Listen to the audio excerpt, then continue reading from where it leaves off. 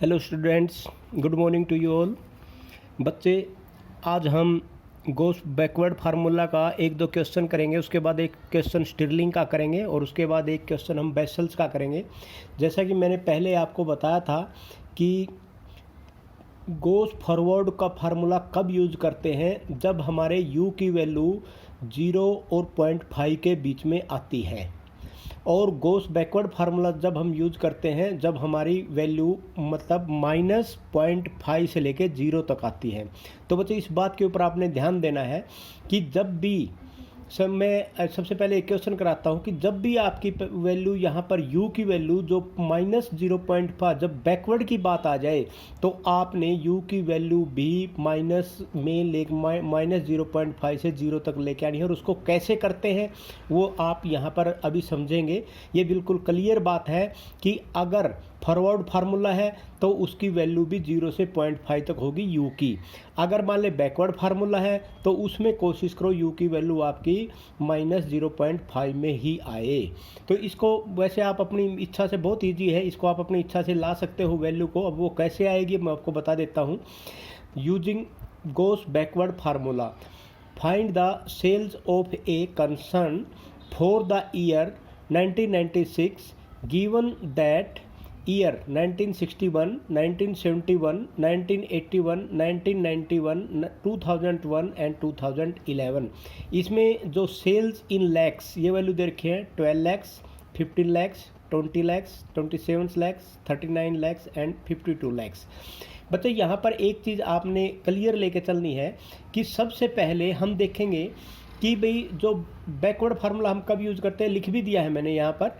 x lies between -1/2 and 0 and interval of differencing. इस question में जो इंटरवल ऑफ डिफरेंसिंग क्या है, 10 है। And we have to find the value of y at x equal to 1996। ये दे रखा है कि वह 1996 पे इसकी वैल्यू आपने फाइंड आउट करनी है। अब सबसे पहले हम u की वैल्यू निकालेंगे। u की वैल्यू अब आप निकाल, देखो यहाँ पर जो 1996 है, अब ये 1996 कहाँ पर एग्जैक्ट पड़ता है, तो आप ये कह सकते हैं कि 1991 के भी नज़दीक है और 2001 के भी नज़दीक है।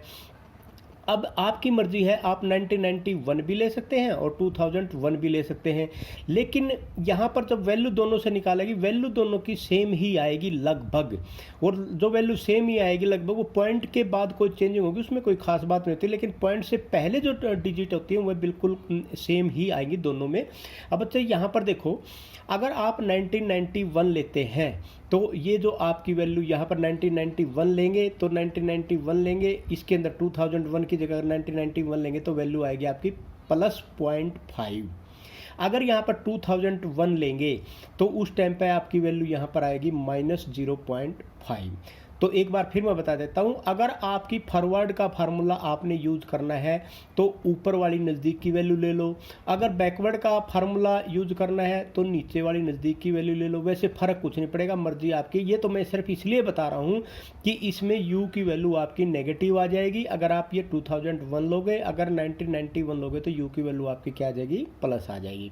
चाहे अब 1991 भले ही आप ले लो, लेकिन जब इसने कहा है ना गोस बैकवर्ड फार्मूला, आपने यूज गोस बैकवर्ड फार्मूला ही करना है, चाहे यहाँ पर प्लस आए चाहे यहाँ पर माइनस आए।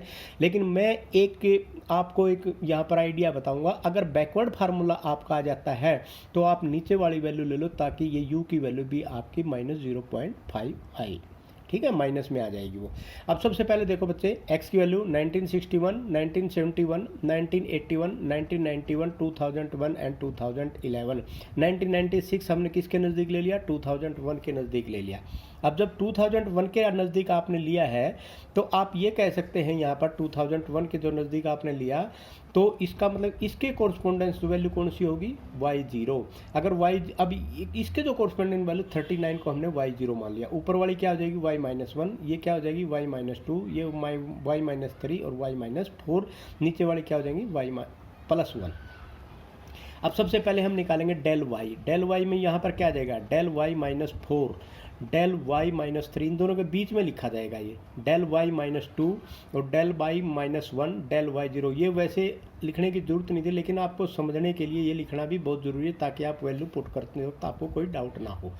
अब 15 - 12 3, 20 - 15 5, 27 माइनस 27 39 माइनस 27 12 और 52 माइनस 39 13। अब यहाँ पर आएगा डेल स्क्वायर वाई।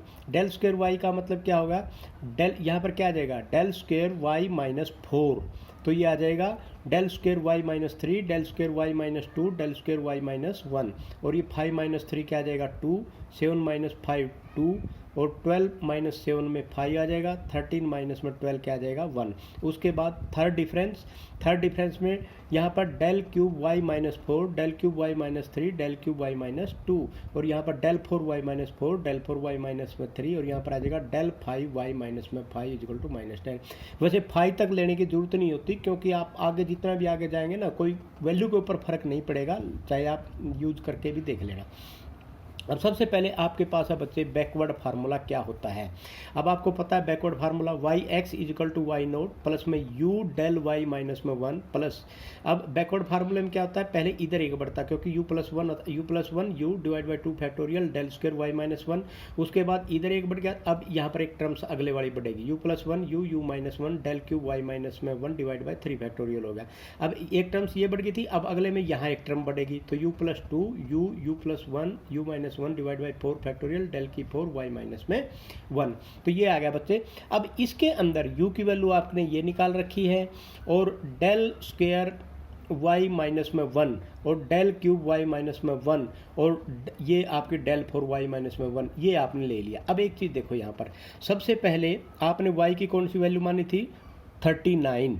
अब आपको पता है जब बैकवर्ड डिफरेंस की बात आती है तो कैसे जाता है, ऐसे जाता है, ठीक है जी। उसके बाद क्या आएगा, उसके बाद नीचे आएगा, उसके बाद फिर यहाँ जाएगा, उसके बाद क्या आएगा, अब ये नीचे आएगा, लेकिन नीचे क्या है, कुछ है ही नहीं, तो इसका मतलब यहाँ तक ही आपकी यहाँ पर क्वांटिटी रह जाएगी।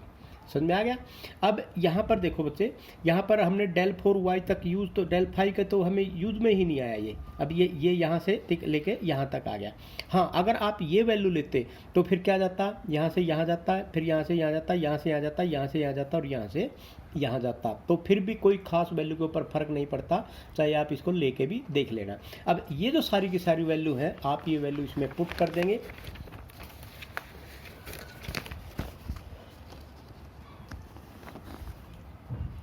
ये आपने सारी की सारी वैल्यू बच्चे यहाँ पर पुट कर दी।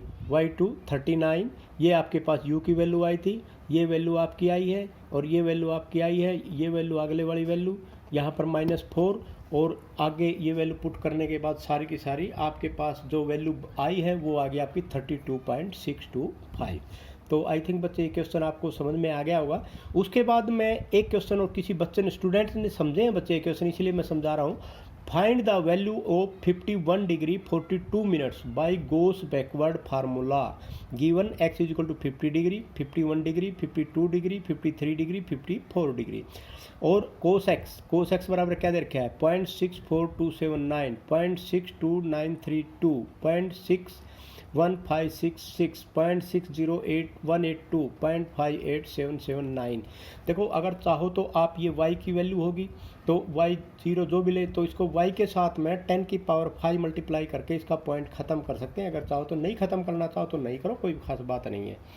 तो बच्चे सबसे पहले अब यहाँ पर देखो, आपने वैल्यू किसकी निकालनी है 51 डिग्री 42 मिनट्स। 51 डिग्री किसके बराबर है 51, इसके भी नज़दीक है, आप चाहो तो ये ले लो, लेकिन अब यहाँ पर क्या है 52 के भी नज़दीक है वो। अब यहाँ पर यूज़ किसका करना है, बैकवर्ड का करना है। वैल्यू हमने यू की क्या आनी चाहिए, नेगेटिव आनी चाहिए, तो हम 52 लेंगे तभी तो नेगेटिव आएगी। तो 51.42 मिनट्स, ये डिग्री होता है, ये मिनट होता है -52।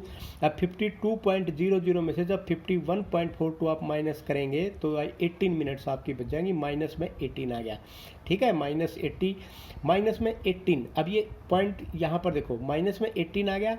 अब -18 आने के बाद बच्चे इसकी हमने क्या बनानी है, मिनट बनानी है। तो मिनट बनाने के लिए हम क्या कर देंगे, डिग्री बनानी है मिनट्स की। तो अब हम क्या करेंगे, इसको 60 से डिवाइड कर देंगे। जब 60 से इसको डिवाइड करेंगे तो आपके पास क्या आ जाएगा, ये 3 डिग्री आ जाएगा। समझ में आ गया, ठीक है बच्चे। पॉइंट ये है -0.3 डिग्री, ये चीज़ का आप ध्यान रखना है। तो यहाँ पर मैं फिर दोबारा इसको लिख देता हूँ, ये आपका क्या है, यहाँ पर है माइनस पॉइंट है ये, तो कभी इसमें डाउट में रह जाओ, ये 1.3 डिग्री। ठीक है, तो अब ये आपने अब डिफरेंस टेबल की जो हम बात कर रहे हैं, तो ये जो डिफरेंस टेबल वाली बात आई है बच्चे, अब यहाँ पर x 50 degree, 51 degree, 52 degree, 53 degree, 54 degree, हमने 52 के नज़दीक लिया, इसके कोरस्पोंडेंट जो वैल्यू y0 हो जाएगी, ये y0 है। उसके बाद ये डेल y, ये यहाँ पर लिया del y -2, del y -1, del y0, del y1, ये वैल्यू ले लिया, इसमें से ये माइनस कर दिया, इसमें से ये माइनस कर दिया, ये वैल्यू निकाल ली, ये वैल्यू निकाल ली, ये वैल्यू निकाल ली। अब बात बैकवर्ड की है, तो बैकवर्ड है तो यहाँ से ऊपर जाएगा, फिर नीचे आएगा, फिर ऊपर जाएगा, तो हो गए। अब आपके पास ये फार्मूला है, ये फार्मूला पहले भी आपने किया था, ये फार्मूला है, इस फार्मूले के अंदर ये वैल्यू पुट कर दो। जब ये वैल्यू पुट करोगे तो ये वैल्यू x आपने क्या ले रखा है, 51.42 मिनट्स, 51 डिग्री 42 मिनट्स, तो ये वैल्यू पुट करोगे तो 0.61977 आपका आंसर आ जाएगा। तो ये दो क्वेश्चन तो बच्चे हमने आपके गॉस बैकवर्ड फार्मूले के कर लिए। फिर भी अगर किसी को कोई चीज़ इसमें से नहीं समझ में आती है तो मेरे से पूछ सकते हो। अब बच्चे नेक्स्ट है आपके पास स्टिरलिंग फार्मूला। मैंने अब आपको बताया था स्टिरलिंग फार्मूले में क्या करते हैं। स्टिरलिंग फार्मूला बिल्कुल सेम टू सेम है। इसका यूज हम कब करते हैं, जब आपके पास u की वैल्यू -1/2 एंड 1/2 के बीच में आए। मतलब इसको जब अगर दे रखा है तो स्टिरलिंग फार्मूला ही यूज़ करेंगे। अगर स्टिरलिंग फार्मूला देखकर नहीं दे रखा है तो आप यहाँ पर बैकवर्ड फार्मूला भी यूज़ कर सकते हैं, आप यहाँ पर फॉरवर्ड फार्मूला भी यूज़ कर सकते हैं। ठीक है, अब सबसे पहले यहाँ पर देखो ये क्वेश्चन दे रखा है, find the value of F35। बच्चे यहाँ पर F35 की वैल्यू आपने निकालनी है। ये दे रखा है F35, F20 दे रखा है, F30 दे रखा है, F40 की वैल्यू है, F50 की वैल्यू है। U निकाल दिया, X35 हो गया, और X30 आपने ले लिया X0, 35 - 30 divide by 10, 5/10 equal to क्या आ गया 1/2। तो इसमें अब इसके कोरस्पोंडेंस y0, ये वैल्यू आपने ले ली किसकी, y0 की। अब इसमें यहाँ पर ये डेल y निकाल लो, ये हो जाएगा डेल y0 ये लिया तो y -1, y1, y2। तो इसके बाद सबसे पहले y0 ये निकालेंगे, del y -1, del y0, del y1। उसके बाद del square y -1, del square y0, del cube y -1। अब बच्चे ये वैल्यू, इसमें से ये वैल्यू निकाली, ये वैल्यू आ गई, इसमें से ये माइनस किया, ये वैल्यू आ गई, इसमें से ये माइनस किया, ये वैल्यू आ गई। अब इसमें से ये माइनस किया, ये वैल्यू आ गई, इसमें से ये माइनस किया, ये वैल्यू आ गई, इसमें से ये माइनस किया तो ये वैल्यू आ गई। अब अगर आपको फार्मूला याद है स्टिरलिंग का तो बहुत अच्छी बात है, नहीं भी याद है तो बच्चे इसको करने का क्या तरीका, जो वैल्यू हमने u की वैल्यू y0 की जो वैल्यू ली थी उस वैल्यू को कंसीडर करो कि वो है कहाँ, तो वो वैल्यू ये है। अब इस वैल्यू से लेके आप एक ऊपर जाओ, एक नीचे जाओ। उसके बाद जब ये वैल्यू एक, इन दोनों से ये इधर और ये इधर, उसके बाद फिर दूर, पहले ये नज़दीक फिर ये दूर। तो ये स्टिरलिंग फार्मूला आपका क्या है, देखो स्टिरलिंग फार्मूला आपने अब याद करने के लिए क्या, सबसे पहले आपने, मैंने कहा था कि u की क्या वैल्यू आती है वो आपने याद करना पड़ेगा।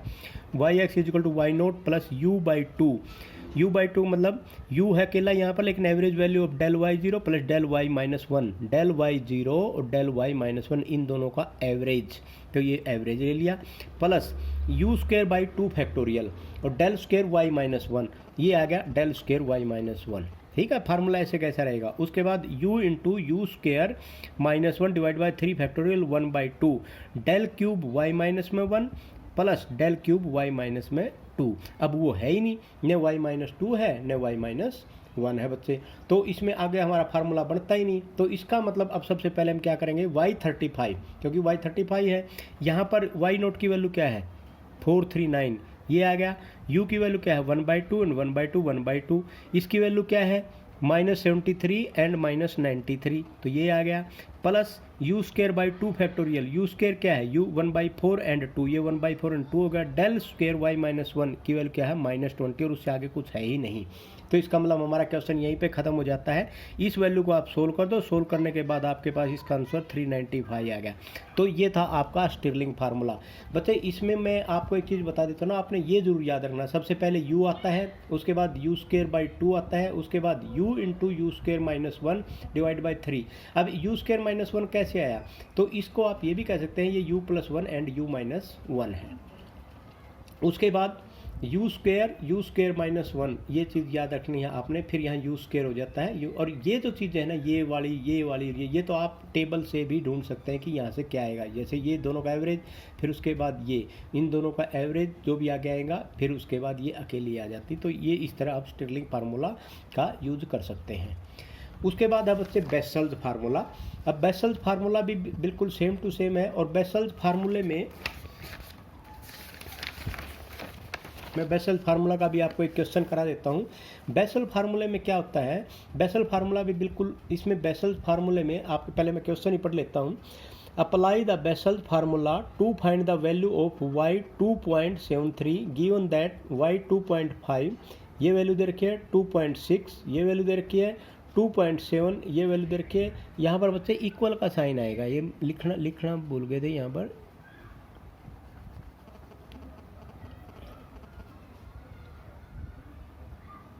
ये आ गया, तो y 2.6, तो ये वैल्यू आ गई आपकी 0.4953। उसके बाद y 28, ये y 28 2.8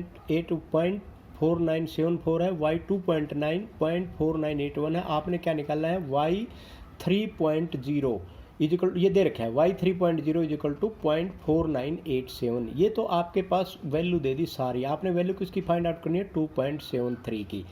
अब बच्चे यहाँ पर देखो, इसको जो ये फार्मूला है 2.73 x की वैल्यू होगी, अब ये नज़दीक किसके है 2.7 के नज़दीक हो गया 2.73। अब इसमें 2.73 है तो 2.7 के नज़दीक हो गया, तो x0 तो आपका हो जाएगा 2.7 और x किसके बराबर हो जाएगा 2.73। तो ये, और इसमें जो h क्या है, h है जी 2.5 2.1, तो 0.1 आपका नीचे आ जाएगा, तो ये हो जाएगा 0.003 डिवाइड बाई 0.1, तो 1.03। तो ये आपका 100 एक आपका कट जाएगा तो 0.3 आ जाएगा।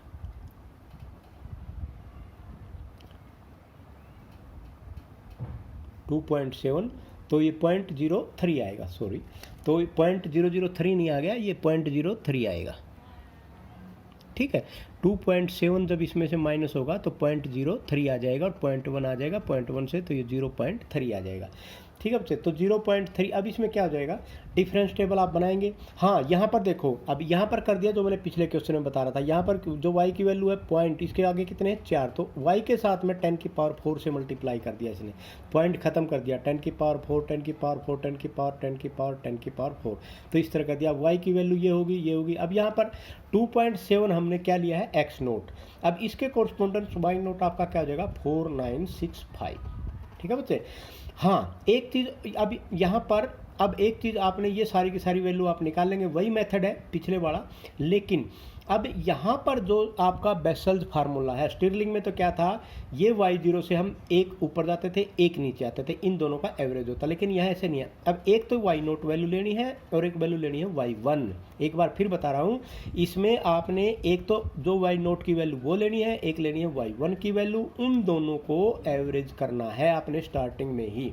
उसके बाद फिर ये फार्मूला आप लगा सकते हैं, ये इधर आ गया, ये इधर आ गया, एक वैल्यू आ गई, उसके बाद ये ऊपर गया, ये उतर गया, इन दोनों का एवरेज होगा, फिर ये दोनों यहाँ आ गया, यहाँ गया, ये अकेली वैल्यू ले ली, फिर यहाँ पर ये ऐसे गया, ये ऐसे गया, इनका एवरेज। तो ये फार्मूला ऐसे यूज होता है, y नोट लेना है, y1 लेना है, इन दोनों की एवरेज, उसके बाद ये अकेली वैल्यू आएगी, फिर उसके बाद इन दोनों की एवरेज वैल्यू, फिर उसके बाद ये अकेली आएगी, उसके बाद इन दोनों की एवरेज वैल्यू। मैं फार्मूला बताता हूँ आपको, फार्मूले में देखो यही मिलेगा, फार्मूले में भी f 2.73 1/2 of y1 and y note, तो y1 प्लस y नोट हो गया, प्लस u माइनस 1/2, यहाँ पर u की वैल्यू अलग है, u माइनस 1/2 डेल y0 आ गया। उसके बाद फिर क्या है, u इंटू यू माइनस में 4 डिवाइड बाई 2, तो del square y0 plus del square y minus 1, del square y0 plus del square y minus में 1।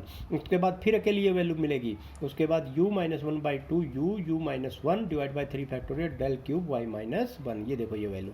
उसके बाद फिर दो वैल्यू मिलेंगी एवरेज, तो इसका मतलब ये क्या होगा, del 4y-1 del 4y-2 का एवरेज और u+1 u-1 u-2 and u4 factorial. तो ये आपने u की वैल्यू ज़रूर याद रखनी है, बाकी ये तो सब टेबल से भी आप लिख सकते हैं।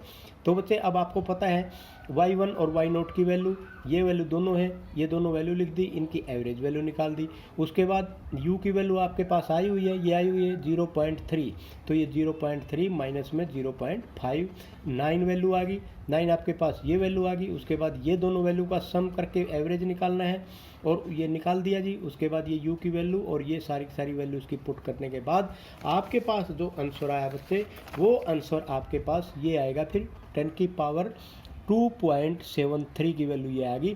अब ये आ जाएगा, ये वैल्यू सारी की सारी वैल्यू पुट कर दी, वैल्यू पुट करने के बाद 2.73 की वैल्यू ये आ गई बच्चे। अब ये 10 की पावर 4 है, तो इसको इधर लाके अब डिवाइड हो जाएगा, तो ये 1 2 3 4, तो यहाँ पॉइंट आ जाएगा आपका 0.4968, ये आपका आंसर आ जाए। तो बच्चे यहाँ पर अब आपने इस एक्सरसाइज के सारे क्वेश्चन, सारे के सारे मेथड आपने समझ लिए हैं। आई होप आपको समझ में भी आ गए होंगे। फिर भी अगर किसी को कोई डाउट है या कुछ चीज़ नहीं समझ में आई है तो आप मुझसे पर्सनली भी पूछ सकते हैं, व्हाट्सएप पे और ग्रुप में भी पूछ सकते हैं। और आप अब ये पूरी की पूरी एक्सरसाइज बच्चे कर लेना, ये पूरी की पूरी एक्सरसाइज हो गया। एग्जाम्पल आपने एक नहीं छोड़ना, एग्जाम्पल सारे के सारे करने हैं। अगर एग्जाम्पल में भी किसी को कोई डाउट आता है तो भी आप पूछ सकते हैं। तो अब कल तो आप इस एक्सरसाइज को कंप्लीट करो, उसके बाद हम परसों से अपना बाइनोमियल डिस्ट्रीब्यूशन स्टार्ट करेंगे बच्चे। Okay, thank you very much.